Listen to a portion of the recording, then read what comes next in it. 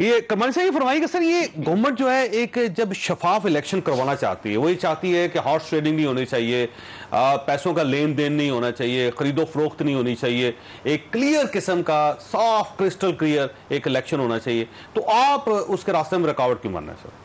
बिस्मिल्लाहिर्रहमानिर्रहीम। शुक्रिया जोसेफ। गुजारिश है कि एक किताब है जो 1973 में लिखी गई थी, एक मुत्तफ़िक़ा तौर पर उसको तहरीर किया गया, जिसको हम आईने पाकिस्तान कहते हैं। उसमें हर चीज़ की बड़ी क्लैरिटी के साथ बयान कर दी गई है, और ख़ुसूसन जो अभी आपके गेस्ट भी एक फरमा रहे थे कि जो क्लॉज 226 है वो सिर्फ 2 लाइनों की है और बड़ी क्लियर है, जो कहती है कि तमाम इलेक्शंस आइन के तहत होंगे through secret ballot except prime minister का और चीफ मिनिस्टर्स का। ठीक है, देखिए ये मेरी भी ख्वाहिश, हम सब की ख्वाहिश है कि पाकिस्तान में एक और मैं अर्ज़ करता चलो, ये तो एक है ना, मैंने कॉन्स्टिट्यूशन की बात की, एक चीज़ है, एक लफ्ज़ है जिसका नाम है ज़मीर भी, ठीक है ना जी। जाहिर है लोगों ने माजी में हमें तल्ख तजर्बे हुए, हाल ही में जो चेयरमैन सेनेट का हुआ था उसमें जिस तरह हुआ कि आपके 14 ज़मीर बचे थे, बेज़मीर लोग गायब, आज भी आपकी पार्टी के अंदर, इन्होंने, और आपको पता भी है कौन है? नहीं, हमें कैसे पता हो, तो इनको पता है ना जिनके पास पता है उसमें। शर्मानी साहब, कहने का मेरा मतलब ये है कि इसका सर बेस्ट तरीका हल ये है, चूंकि हर एक की ख्वाहिश है कि इलेक्शन फेयर होना चाहिए, किसी किस्म की हॉर्स ट्रेडिंग होनी चाहिए, जैसे आज अटॉर्नी जनरल ने कहा है, और बाइसे शर्म है, डूब कर मरने का मकाम है, वो कहते हैं जी कि नोट लेके इस्लामाबाद में बैग लेके लोग घूम रहे हैं।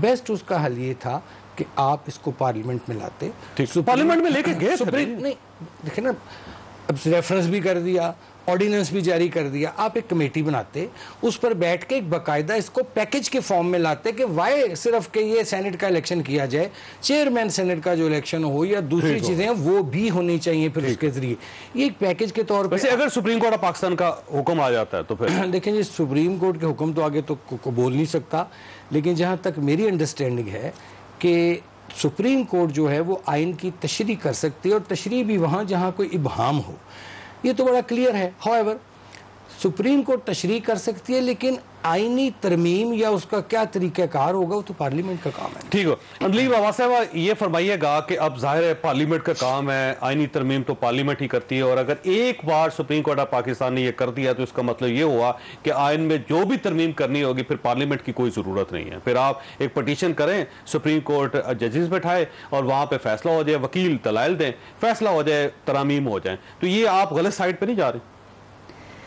देखिए 2-3 चीज़ें हैं ना, ये तो हर जमात जो है बिलाशुबा मानती है कि हर दफ़ा हॉर्स ट्रेडिंग होती है, ये भी बिलाशुबा मानती है कि शफाफियत की ज़रूरत है, ये भी बिलाशुबा उनके लीडरों ने कहा हुआ है, चार्टर ऑफ डेमोक्रेसी में कहा, फिर 2016 में नवाज शरीफ ने कहा कि शो ऑफ हैंड्स होना चाहिए, और हर दफ़ा शोर मचा, लास्ट टाइम भी मचा कि जी बहुत ज़्यादा हॉर्स ट्रेडिंग हुई है, सब ने कहा जी हमारे लोग बिके हैं, सब ने कहा जी इंक्वायरी होनी चाहिए, सिर्फ पीटीआई ने इंक्वायरी की और 20 बंदे निकाल दिए। 2018 की बात कर रहे हैं जी, मैं 2018 की बात कर रही हूं। लेकिन ये जो था, ये जो 14 लोग गए थे, इस पे तो कोई इंक्वायरी नहीं हुई, क्योंकि इनको मसला था, इनको इंक्वायरी करनी चाहिए थी, इनकी एलिगेशन है, जिनकी एलिगेशन है, फायदा हुआ है वो भी तो कटारे मारना चाहिए। राइट, तो मैं तो ये कह रही हूँ, मैं तो कह रही हूँ कि 3 इंक्वायरियां होनी चाहिए थी, तीनों पार्टियों की इंक्वायरियां होनी चाहिए थी। अब जब पार्टियां खुद नहीं इंक्वायरीज कर रही तो फिर लॉ को चेंज करने की, अमेंड करने की जरूरत है।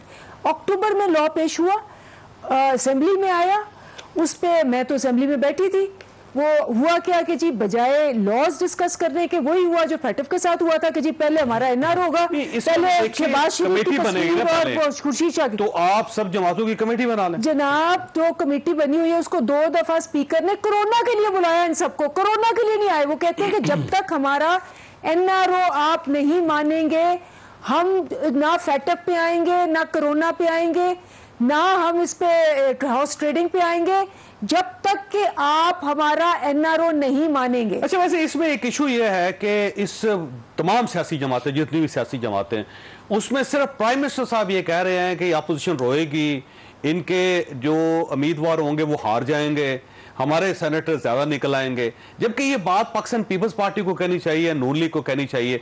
आप पहले से ही कह रहे हैं कि आप इनके जो वोटर्स हैं उनको तोड़ लेंगे, तो ये तो उल्टा है कि आप एक तरफ ये भी कह रहे हैं, दूसरी तरफ आप सुप्रीम कोर्ट ऑफ पाकिस्तान की मदद भी ले रहे हैं। बात यह है कि मुराद अली शाह का बयान परसों आया, उसने कहा जी हम तो 10 सीटें लेंगे। वो पहले कह चुके हैं कि हॉर्स ट्रेडिंग करेंगे क्योंकि उनकी 10 तो बनती नहीं है।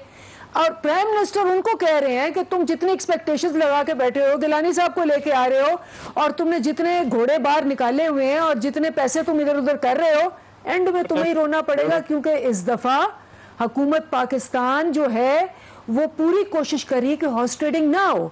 अब अवाम को तो पता चल गया ना। अटॉर्नी जनरल साहब को कैसे पता चला कि लोग नोट लेके फिर रहे हैं यहाँ पे इस्लामाबाद में, और अगर अटॉर्नी जनरल को पता है तो आपको क्यों नहीं पता? आप उनको गिरफ्तार कर लें। मेरे ख्याल है ये सब कह चुके हैं, ये सारी जमातें आज भी कह रही हैं कि हॉर्स ट्रेडिंग का कारोबार शुरू है। अब ऑब्वियसली जब तक कि आपके पास कोई एविडेंस नहीं होता। अटॉर्नी जनरल साहब ने यह भी कहा है कि पहले तो पैसे दिए जाते थे, अब हवाले और हुंडी के जरिए दुबई के अंदर ये हो रहा है। यानी attorney general Pakistan, government of Pakistan को रिप्रेजेंट करते हैं, उनके नुमाइंदे हैं, वो सुप्रीम कोर्ट ऑफ पाकिस्तान में ये कह रहे हैं। तो इसका मतलब ये हुआ कि गवर्नमेंट को पता है फिर कौन हुंडी और हवाले के लिए पैसे दे रहा है। सबको पता है छंगा मांगा किसने स्टार्ट की, नवाज शरीफ साहब ने इतनी तो मेहनत पकड़ लेना इनको। उसके बाद अब पकड़ रहे हैं। नहीं, आप फिक्र ना करें, आप अटॉर्नी जनरल से पूछें कि हवाला अपने और हुंडी के जरिए कौन पैसे दे रहा है। कोई नहीं जाएगा। हमने अपने बंदों से शुरू किया, 20 बंदों को निकाला, किसी के बंदा नहीं छोड़ेंगे हम, चाहे इनके हो चाहे किसी के हो। ये तो मैं आपको बिल्कुल फाइनल बता रही हूँ। शफाफियत के लिए अवाम को पता चल गया है कि ये खड़े हैं हॉर्स ट्रेडिंग के साथ, ये खड़े हैं अली के साथ। लेकिन अगर हफीज शेख साहब हार जाते हैं इस्लामाबाद से तो फिर तो गवर्नमेंट तो गई, गवर्नमेंट की जस्टिफिकेशन ही खत्म हो जाएगी। बंदे के जाने से तो खैर गवर्नमेंट ना जाती है ना ऑपोजिशन आती है, नंबर 1। नहीं, ये तो कौमी असम्बली में इलेक्ट करना है। अगर आपके लोग जो है समझ जाते हैं तो फिर वही मैं कबूल साहब की तरह अदम एतमाद देखे। आप अदम एतमाद की बात कर रहे हैं ना कि इस पे बिलावल साहब ने कहा कि लानी है, एहसन इकबाल साहब ने कहा कि जी आपके बंदे ही पूरे नहीं होंगे। बिलावल ने कहा टेस्ट है ना, ये टेस्ट है। अगर यूसुफ गिलानी साहब जीत जाते हैं तो इसका मतलब ये हुआ कि आपकी पार्टी कमजोर हो गई। अब तो इसका आपके खादी भी निकल गए, आपके अंदर से भी निकल गए लोग। इसका दूसरा मतलब ये होगा कि हॉर्स ट्रेडिंग की है ना इन्होंने, फिर ही जीतेंगे ना। सही बात। ये गबोल साहब फरमाइए कि सर ये यूसुफ गिलानी साहब इतने कॉन्फिडेंट क्यों हैं और आपकी पार्टी क्यों कॉन्फिडेंट है कि यूसुफ गिलानी साहब जो हैं वो जीत जाएंगे? इसका मतलब हॉर्स ट्रेडिंग का पूरा पक्का प्रोग्राम कर लिया आपने, बना लिया। देखिए, ये जो सेनेट का इलेक्शन है ना, ये बहुत सस्पेंसफुल और थ्रिलर वाला एक मूवी जिस तरह आप देखते हैं ना, ये एक सस्पेंस और थ्रिलर। और मैं समझता हूं कि सारा सेनेट का इलेक्शन एक तरफ और इस्लामाबाद की एक सीट का इलेक्शन एक तरफ, क्योंकि इस्लामाबाद की एक ही सीट जो है ना आने वाले दिनों की सियासत का तयन करेगी और फैसला करेगी कि आगे क्या होने जा रहा है। मैं समझता हूँ यूसुफ रजा गिलानी 12 से लेके 15 वोट चाहिए इजाफी। गबोल साहब, वो वोट कहां से आएंगे? अगर आपके उम्मीदवार वोट ले लेते हैं, यूसुफ गिलानी साहब जीत जाते हैं, तो इसका मतलब ये हो कि हॉर्स ट्रेडिंग की फिर आपने।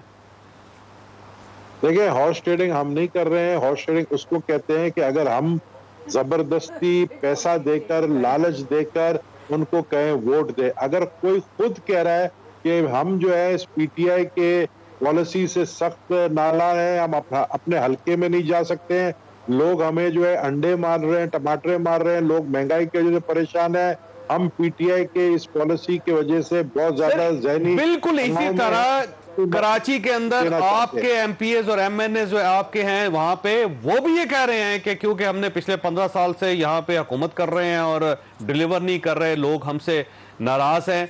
और वो अगर फर्ज करें कि आपके मुखालिफ उम्मीदवारों को वोट दे देते हैं अपने जमीर की आवाज पे, तो आपके लिए एक्सेप्टेबल होगा वो? फिर देखें, अगर जिस तरह इन्होंने धमकी दी ना, जो हमारी पीटीआई की खातून रुकन बैठी है, उन्होंने धमकी दी है कि हम छोड़ेंगे नहीं, तो मेरे ख्याल में वो धमकी जो है वो सबके लिए है, चाहे उनकी पार्टी के एमपीएस को का खतरा है उनको, असल में एमपीएस से ज्यादा एमएनएस का खतरा है। को नहीं छोड़ेंगे वो, हॉर्स ट्रेडिंग नहीं होगी, हॉर्स ट्रेडर्स को नहीं छोड़ेंगे। अब देखें ना, ये भी एक अफवाह है, ये खबर है कि हलीम आदिल शेख साहब जो है ज़ाहिर आपके एमपीएस के साथ राब्ता कर रहे थे, उनका अपना एक ग्रुप है और उनको पकड़ के आपने अंदर कर दिया। नहीं, वो तो पुलिस ने एक्शन लिया, ज़ाहिर है वहां पर जो सूरत-हाल पैदा हुई है। लेकिन मैं ये जरूर आपको कहूंगा कि 22 एमएनएस है, एमएनएस देखिए, हमारी ज्यादा इस वक्त फोकस जो है वो एमएनएस के ऊपर है, क्योंकि हमें यहाँ सिंध में कोई खतरा नहीं है और हम सिंध में और इस्लामाबाद में ज्यादा अपना फोकस रख रहे हैं। इस्लामाबाद में हमारा बिल्कुल कंट्रोल में है सब कुछ सिंध में, और इस्लामाबाद में जो हम जो कर रहे हैं तो ये कर रहे हैं कि जो अराकीन पीटीआई के एलाइज, खासकर मैं एलाइज की बात कर रहा हूँ, वो उनके साथ हमारा राब्ता है जो एलाइज है, और वो एलाइज के साथ हम उनको, जाहिर है हमने कुछ सोचकर एक फॉर्मर प्राइम मिनिस्टर को लॉन्च किया है, उनको एज अ कैंडिडेट लॉन्च किया है। मैं नहीं समझता यूसुफ रजा गिलानी जो है अपनी सियासत के ऊपर इतना बड़ा धब्बा लगाएंगे सेनेट के इलेक्शन हार कर। तो जब उनको ये अश्योरेंस दी गई तो फिर उन्होंने जो है अपने नॉमिनेशन पेपर्स भरे हैं।